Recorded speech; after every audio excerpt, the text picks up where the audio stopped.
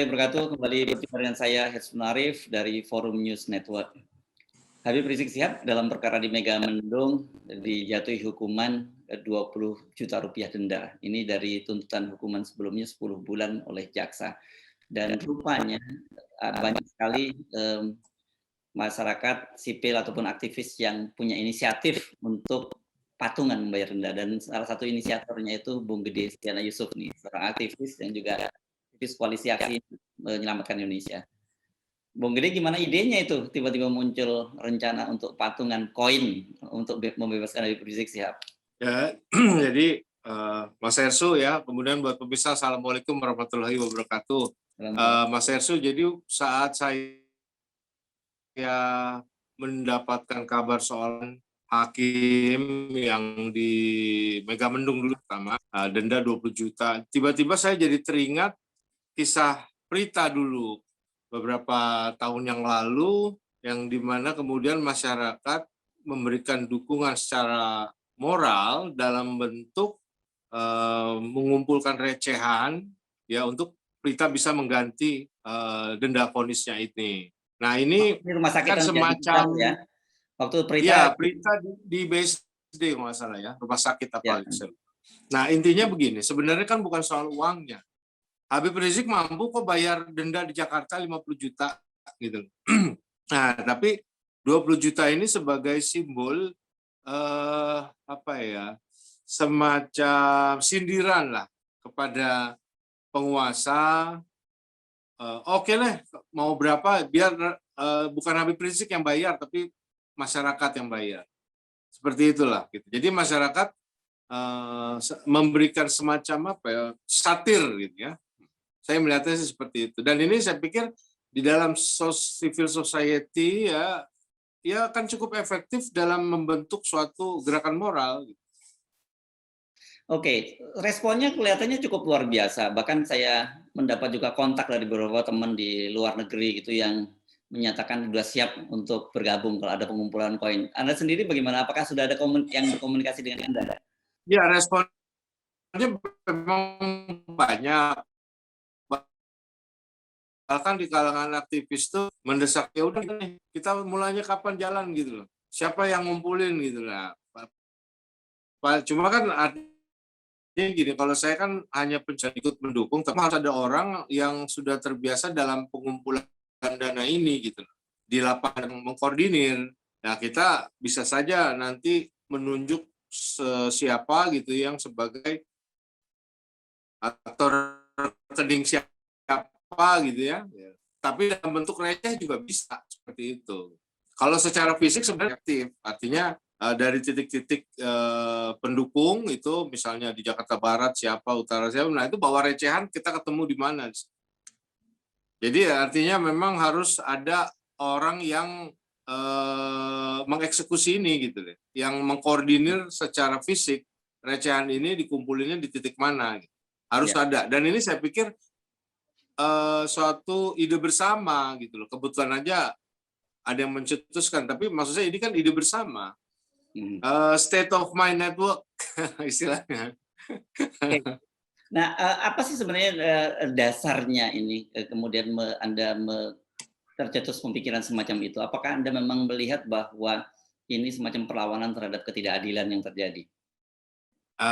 Ya artinya begini, saya sendiri artinya saya bukan anggota FPI gitu, tapi saya bersama-sama masyarakat lain yang juga bukan merupakan anggota FPI melihat persoalan ini dari sisi keadilan ya. Nah, kalau kita bisa lihat hasilnya yang di Megamendung itu kan sebenarnya hampir sama atau sama persis dengan apa yang sanksi administratif yang dikenakan Pemda DKI kepada Habib Rizik, hanya beda nilai gitu sebelum ditangkap ya. Nah ini kan menunjukkan bahwa memang ada upaya-upaya mengkriminalisasikan Habib Rizik melalui pelanggaran prokes ini. Dalam saksi di persidangan Habib Rizik kan Refli Harun juga udah ngomong seperti itu, bertanya apakah pelanggaran COVID ini kejahatan atau administratif. Ya kalau misalnya semua pelanggar ini dianggap suatu kejahatan, ya itu yang kemarin waktu liburan pantai-pantai berkumpul itu harus ditangkap dulu, baru namanya itu adil. Yang di Ragunan juga begitu sama. Ya artinya apakah pemerintah juga menunjukkan itu gitu loh. Kemudian Jokowi di NTT misalnya, itu apakah pejabatnya semua juga ditangkap? Kan enggak. Artinya memang di sini kelihatan bahwa saya setuju bahwa prokes itu harus diterapkan. Tetapi ketika ada pelanggaran, ya harusnya secara proporsional. Gitu. Kalau memang itu menganutnya dengan denda, ya sudah denda bayar. Kan dia bukannya seperti koruptor. Tuntutannya aja 2 tahun gitu. Korupsi ada yang dituntut 2 tahun. Nah ini yang di Jakarta sendiri di apa kan juga menjadi satu pertanyaan gitu loh, dengan tuntutan 2 tahun dan vonis 10 bulan gitu ya. Nah ini apakah ini hanya sebagai apa ya? Ini ada satu perbedaan perlakuan antara di Megamendung dengan di Jakarta, dengan di Petamburan. Ini juga ada apa gitu. Nah, di mana independensi hakimnya ini? Gitu. Artinya ada satu perbedaan cara pandang daripada hakim dalam kasus ini. Saya lihat sih seperti itu. Oke, apakah Anda sudah berkomunikasi soal ini dengan keluarga Habib Rizik Sihab atau tim pengacara mengenai pengumpulan koin ini? Belum sempat, karena itu kan baru berapa hari ya, 2 hari. Tapi lewat jaringannya sudah, tapi ke lawyernya belum. Dan saya pikir juga ada dari jaringannya Habib Rizik yang juga menjadi follower di Twitter saya. Pasti juga beliau sudah tahu gitu. Tinggal ini bagaimana mensinkronkan saja dan langsung direalisasikan. Saya kira sih yang penting itu aja. Sebagai bentuk protes sosial ya. Kita nggak berpikir soal yang aneh-aneh lah. Ini di luar negeri biasa lah kayak begini di negara-negara demokrasi gitu. Ini sebagai simbol aja bahwa masyarakat mengkritisi persoalan ini gitu loh. Ya, kalau dari dari follower Anda atau dari interaksi ada di Twitter dan di media sosial lainnya, bagaimana respon publik terhadap ide Anda Ya, ini? macam-macam ngomong ya, dan mereka semua bisa dibilang 100% setuju, dan itu ide bagus sebagai simbol ya, kita tidak melakukan long march, tidak melakukan berkumpul berkerumun, tidak melanggar prokes, tidak melakukan kekerasan. Cukup dengan simbol ini bahwa ketika negara melakukan suatu tekanan ya, atau pressure kepada warga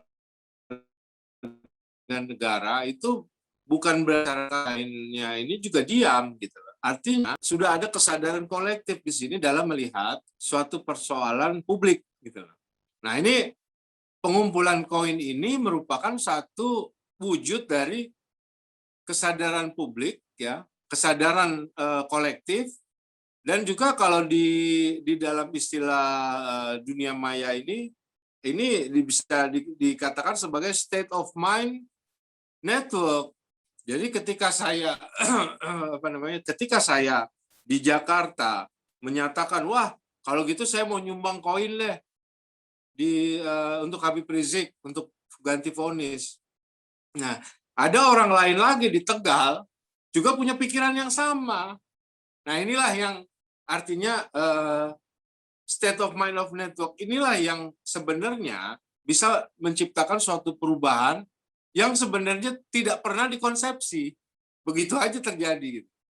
Jadi kenapa saya kemudian mengontak Anda itu karena ternyata saya sendiri baru belakangan tahu ada beberapa teman dari luar negeri yang mempertanyakan ini kepada saya gitu, mengontak saya pribadi dan kemudian saya telusuri idenya dari mana? Oh ternyata dari Anda. Kenapa kemudian saya mengontak Anda? Jadi ini luar biasa juga gagasan Anda ini.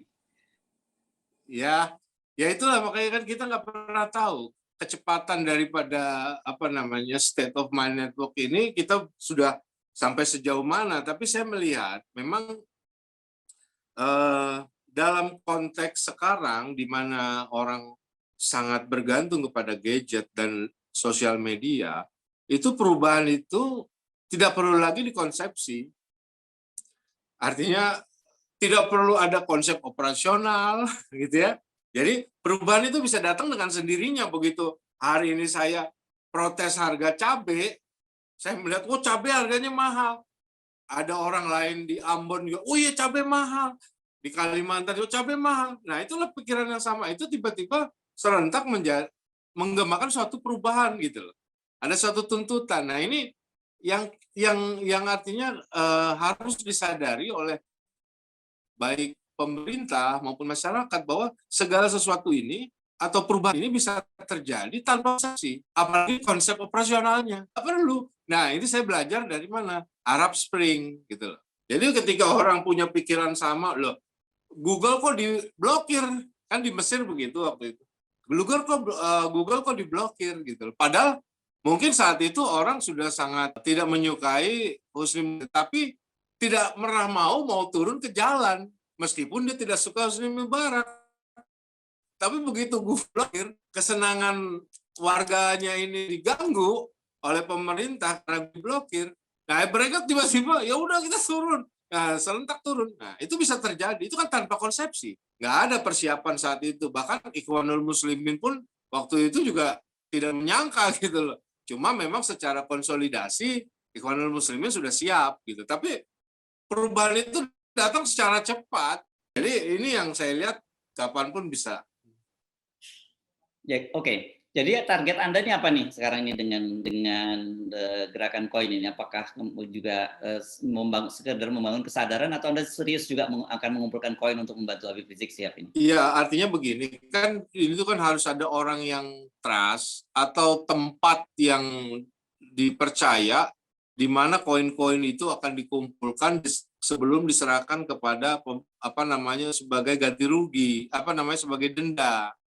Nah ini kan harus ada, ya mungkin dari pihak FPI seharusnya sih, ya walaupun sudah tidak bisa menggunakan nama FPI gitu ya, tapi orang yang dipercaya itu yang merupakan simbol dari FPI ini atau orang-orang Habib Rizik untuk membuka suatu notis ya atau pengumuman bahwa ini loh titiknya di sini, kumpulin aja koin-koinnya.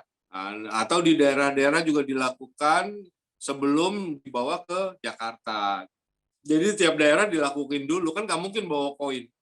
Cuma katakanlah orang mau nyumbang 500 rupiah, kan dia di titik mana dulu? Gitu loh, di poolingnya dulu, gitu. Di terdekat lah, misalnya di kelurahan apa.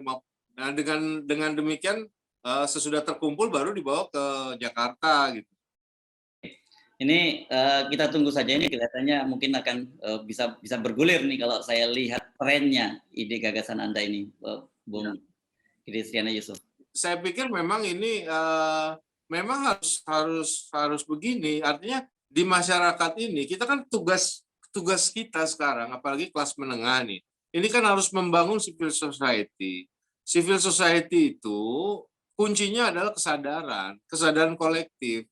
Ketika pajak dinaikkan misalnya, itu harus ada kesadaran kolektif bahwa itu akan merugikan. Ketika impor pangan artinya tetap dijalankan di mana check and balance dari DPR tidak bisa bekerja dengan baik ya. Civil society itu harus ada kesadaran, walaupun saya bukan petani, tapi saya harus menyebarkan suatu kesadaran kolektif bahwa ini akan membahayakan pangan nasional misalnya. Nah, civil society itu harus seperti itu, harus menjadi kelompok yang aktif dan sebenarnya harus kuat juga menjadi pengimbang daripada DPR dan eksekutif ini.